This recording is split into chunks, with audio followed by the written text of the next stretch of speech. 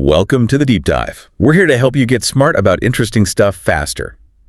And today, wow, we've got a pretty ambitious goal. We certainly do. We're looking at how to shortcut your path to what we might call super advanced English fluency. Right. It's not just about knowing words. It's about mastering the social syntax of the language, how things fit together in real life. That's exactly it. Because when we talk about super advanced fluency, it's not about, swallowing a dictionary. No. We're zeroing in on those linguistic markers, the idioms, the specific phrases, the contexts that instantly tell people, okay, this person gets it. They've moved past just basic chat. Into that nuanced, culturally plugged-in kind of communication. Precisely. These phrases are like the automatic tools native speakers reach for. They convey feeling, judgment, social cues, all that stuff. Okay, so for this deep dive, we've got this great source material. It breaks down 20 essential phrases into 4 levels.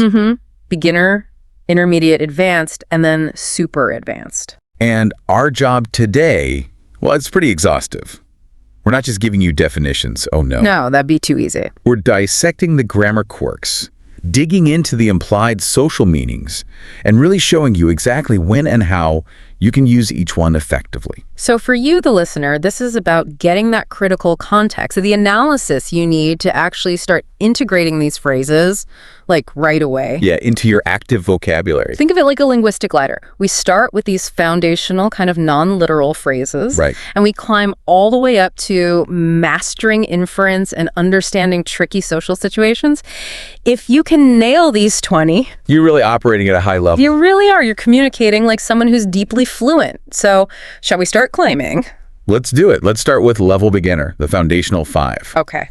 So here we're really focusing on establishing those core non-literal meanings.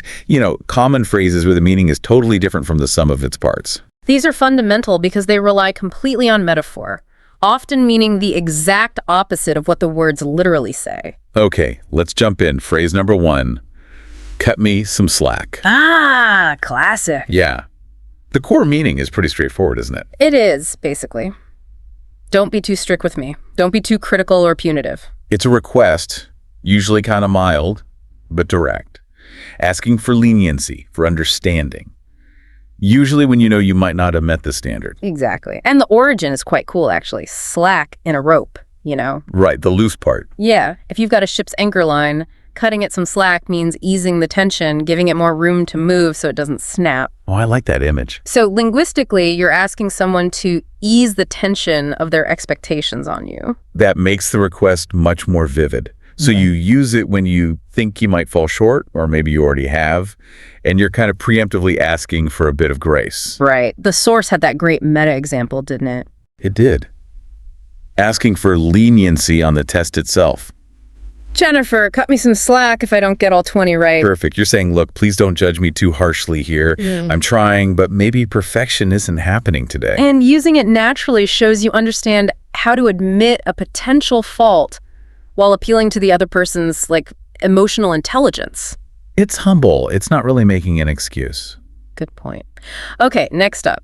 A lovely phrase about connection. They go hand in hand.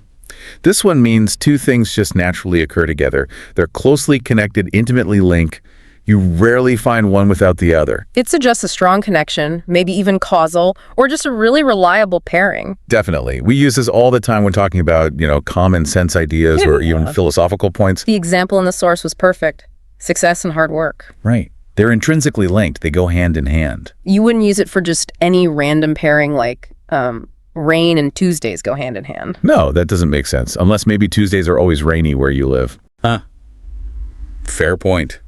But generally, it's for things that are fundamentally interdependent or complementary. Exactly. Think about business. Spending money and making money go hand in hand. That implies they're linked, both necessary parts of the cycle. But saying saving and debt go hand in hand, that's just wrong. Totally wrong. The phrase implies a positive or necessary relationship. It's a neat, compact way to express a deep correlation. Okay, number 3 is a fun one. Relies entirely on non-literal meaning, this time for affection. Partner in crime. Yes. Your trusty sidekick. Right. The core meaning is someone you have a really close, trusting, and often, let's say, mischievous relationship with. Your confidant, your ally, the person who encourages your less serious side. maybe gets you into a little bit of harmless trouble. But here's the fluency challenge, isn't it? Yeah. How does a learner use this without accidentally suggesting they're, actually planning a heist? Haha, yeah, good question. What makes it clear this is just affectionate slang? What is the signal? It's 100% about the tone and the context of the relationship. That's the key. If you're talking about your sweet 70-year-old grandma or your spouse you've been married to for 20 years, well, the context immediately cancels out any literal criminal meaning. Right. Nobody thinks grandma is suddenly robbing banks. Exactly. It points to a shared history, maybe some playful rule bending, or just that shared fun energy. The source example was good. A friend you've known since childhood. We've known each other since we were little kids. She's my partner in crime. See? The long-term intimacy just overrides the literal meaning. It suggests shared secrets, trust, years of maybe sneaking cookies or staying out past curfew. Innocent stuff. Innocent trouble. Got it. Yeah. Okay, phrase 4. A soft spot for something. This means you love something deeply, often with a feeling that's maybe a bit irrational or unexpected. Yeah, like a specific vulnerability towards that thing. Your logical brain kind of switches off a bit when it comes up. It's definitely a step beyond just liking something. If you say, I have a soft spot for old vinyl records, it suggests maybe you overlook the crackles and pops, things you wouldn't tolerate in a digital file just because you love them so much. There's a tenderness there. That's a good word for it, tenderness. And the source mentioned, it's often used with animals. Right, like, I love dogs, but I have a real soft spot for scruffy terriers. Or the source's example, which was quite striking, someone who has a soft spot for snakes. Yeah, that's a great one because, let's face it, many people are scared of snakes. Right. So admitting a soft spot for them immediately shows this unexpected deep affection that kind of defies popular opinion. It implies that almost irrational tenderness you mentioned. That unexpected quality is what gives the phrase its punch. It conveys a deep love you don't really need to justify. Exactly. Okay, rounding out the beginner level, phrase 5. Blunt. Direct communication. Yes, it describes a communication style. Direct, no frills, straight to the point. But idiomatically, especially when you use it to introduce something, it carries a specific social weight, doesn't it? It really does. That weight is crucial for advanced communication. When you use this word, particularly the phrase to be blunt, you're usually signaling something. A warning signal. Kind of. You're preparing to deliver criticism or maybe some unwelcome feedback. That structure, to be blunt, acts like a linguistic heads up. Like a social lubricant almost. Yeah, it tells the listener, okay, I'm prioritizing honesty over maybe being super polite right now, but I know I'm doing it. It's not just stating a fact. It's sort of apologizing in advance for potential rudeness. Precisely. If you just drop the negative feedback without that frame, you might just sound rude. But saying, to be blunt, gives the listener that split second to brace themselves. Like the example. To be blunt, I wasn't impressed with your presentation. Right. You acknowledge the critical nature of what's coming while kind of justifying why you're saying it so directly. Okay, that wraps up the foundational 5. We've moved from literal meanings into basic metaphors. Now we're heading into level intermediate. Right. And here, things get a bit more complex. We're dealing more with social dynamics, some subtle language rules, and phrases often used when giving advice or commenting on how people behave. So if level 1 was defining your relationship to an idea or a person, Intermediate is more about navigating those trickier social waters, judgment, expectations, advice, kind of thing. Okay, let's unpack that. Moving into intermediate, the first phrase immediately makes us think about ambiguity and how close two different concepts can be. That's right. Phrase 6, a fine line between X and Y. The core meaning, X and Y, are really closely related. So close, in fact, they often get confused, or it's easy to slip from one to the other. And why this matters for fluency is, well, it's profound, really. It's a tool for acknowledging complexity. It's not just listing two things. No, it's about understanding the proximity of two distinct ideas that can easily blur together. It shows a certain maturity of thought, you know? Yeah, I see that. The common expression the source mentioned helps illustrate it. There's a fine line between love and hate. Two incredibly strong yet technically distinct emotions. But people can flip between them sometimes. Exactly. And the structure is so versatile. There's a fine line between genius and madness. Or confidence and arrogance. Right. Using this phrase acknowledges that the difference isn't some huge gap. It's a subtle boundary, and you need discernment to see it. It warns that one can easily slide into the other. It's a great way to introduce a caveat or a warning. Definitely. Okay, number 7. This is like a piece of distilled cultural wisdom, often used for self-protection. Misery loves company. This feels like a psychological observation turned into an idiom. It really is. It means that people who are unhappy, miserable, or just really discontent often want others to feel bad too. They want to share the negativity or find validation in it. Both, probably. They seek validation in shared suffering, consciously or unconsciously. And how was it used? Like, when would you say this?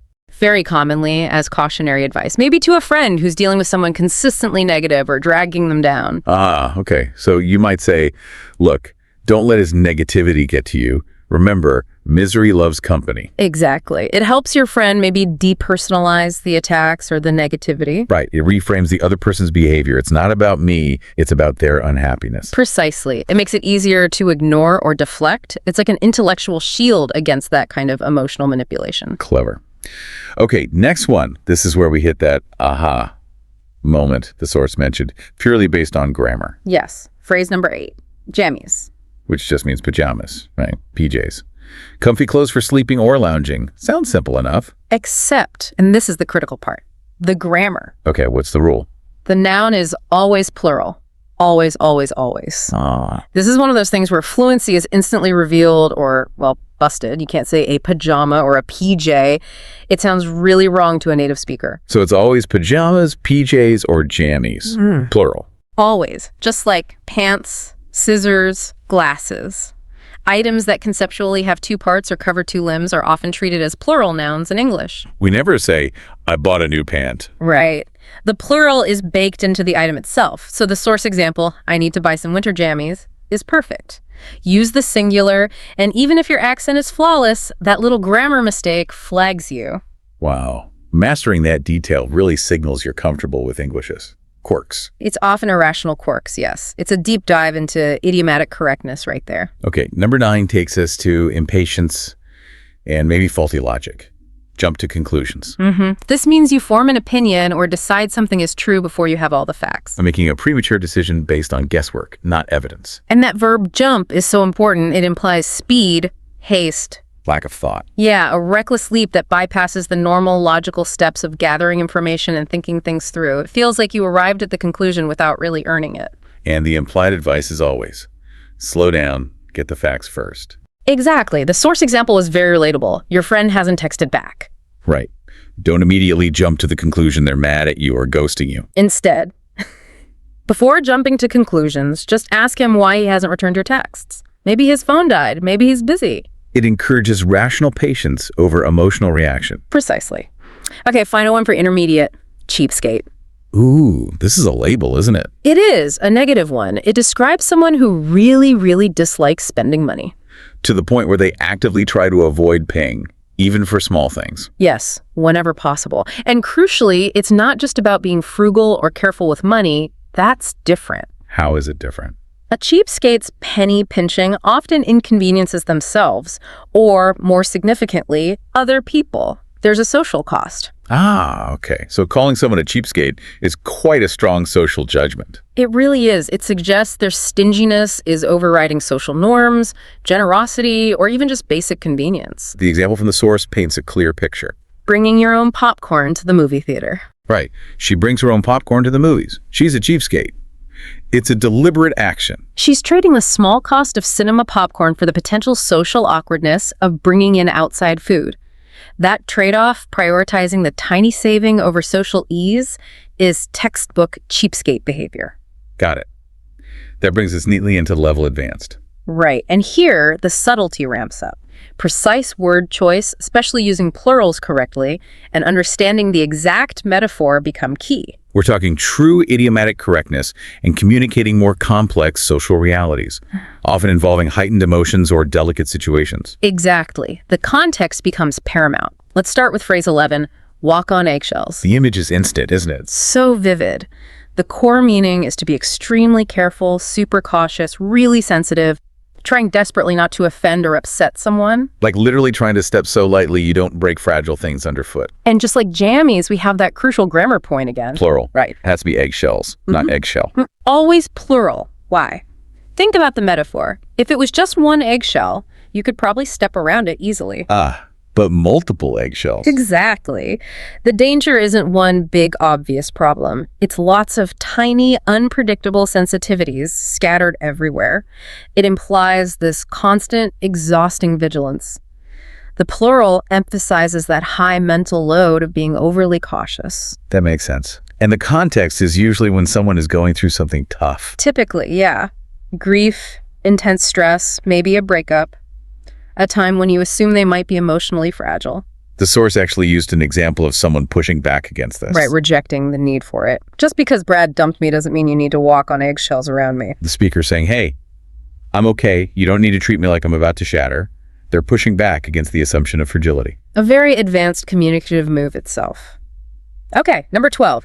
This often describes the dynamic in close relationships, especially playful ones. Push one's buttons. Meaning to deliberately do or say something that you know will annoy or provoke someone. Hitting on a known sensitivity, a pet peeve. The metaphor is great, like a machine with buttons. Yeah. Pushing the red one makes that annoying buzzing sound. Exactly. The pusher knows precisely which phrase or action will get that immediate, maybe involuntary, negative reaction. And again, grammar alert. Plural. It's almost always push one's buttons. We rarely say push one's button. Why plural here? It implies there isn't just one thing that annoys the person, but several specific triggers or sensitivities. Okay. The source linked this back to an earlier example. Yeah, showing how irritation connects to past events. Just hearing the name of the ex, Brad, is enough to push my button. Because it triggers that annoyance or anger automatically. Right. Now, we should distinguish this from, malicious bullying. Often, pushing buttons is done more playfully, maybe even innocently, between friends. Like with your partner in crime. Exactly. If someone is genuinely trying to hurt you, we'd use stronger words. But for that specific kind of targeted teasing, pushing my buttons is perfect. Got it. Okay, number 15, wet blanket. The fun killer. Yeah. The meaning is pretty direct. Someone who discourages fun or enjoyment. Yeah. A killjoy. Dampen the mood, just like a literal wet blanket smothers a fire. It's a judgment on someone's attitude or behavior in a social setting. They refuse to join in, or their negativity just sucks the energy out of the room. They're the opposite of someone who gets the party started. The scenario in the source showed this clearly. The wet blanket's refusal directly stops the fun. My brother is being a wet blanket. He won't lend us his convertible. And it'd be so fun to have his convertible to go to the beach. His refusal is the dampening action. Right. He's not necessarily actively ruining things, but his lack of cooperation or enthusiasm makes the fun less fun than it could be. It's a passive kind of negativity. Okay, number 14 brings us back to assessing motives.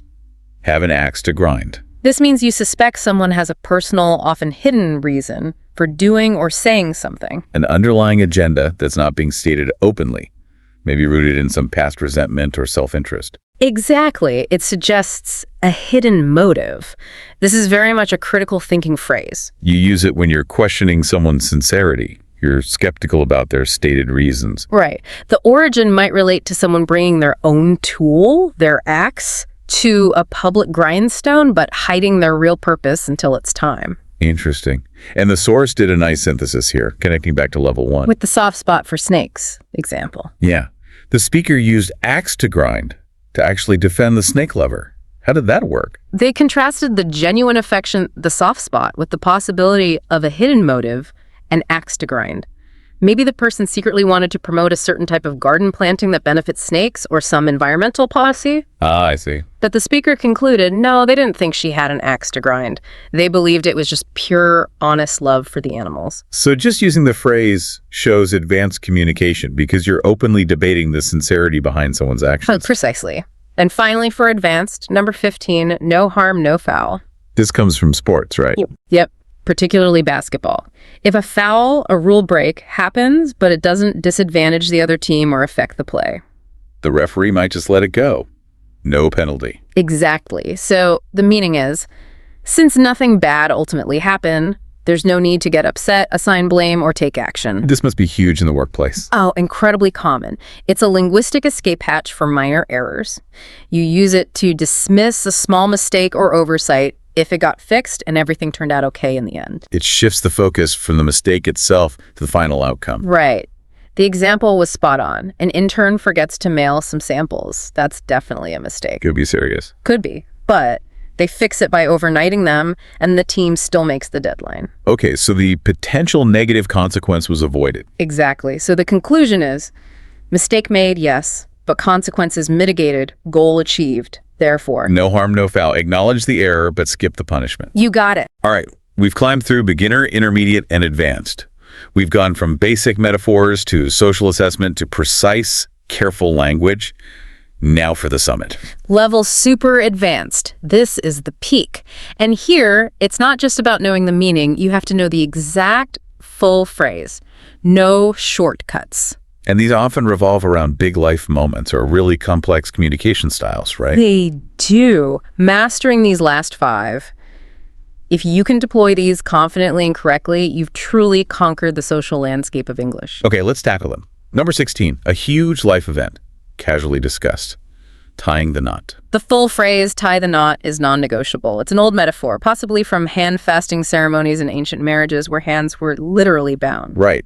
And the source emphasized the grammar you need to be able to use it correctly in a sentence. Like, when are you tying the knot? Not just when not. Haha, definitely not. The core meaning is just a relaxed, common way to say getting married. It instantly makes a conversation feel less formal, more friendly. So instead of asking stiffly, when is your date of marriage? You can say, so when are you two tying the knot? Or we're tying the knot next May. It suggests a comfortable, maybe even inevitable progression in the relationship. Nice. Okay, related to weddings, number 17 is about looking sharp.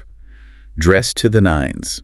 Again, the whole phrase is needed, dress to the nines. Meaning wearing very formal, very elegant, super fashionable clothes. Like maximum effort went into your appearance. You look perfect. Yeah, absolutely top-notch. The origin is debated, maybe 9 yards of fabric for a perfect suit, maybe an old rating scale where 9 was perfection. Who knows, but the meaning is clear today. Totally. It's linked to special occasions, weddings, galas, fancy parties, anywhere you really pull out all the stops, appearance-wise. The source captured the enthusiasm. I love getting dressed to the nines for a wedding. It implies meticulous planning, wanting to look absolutely flawless. You can even apply it to things like, they renovated the house to the nines. Maximum effort and quality. Cool.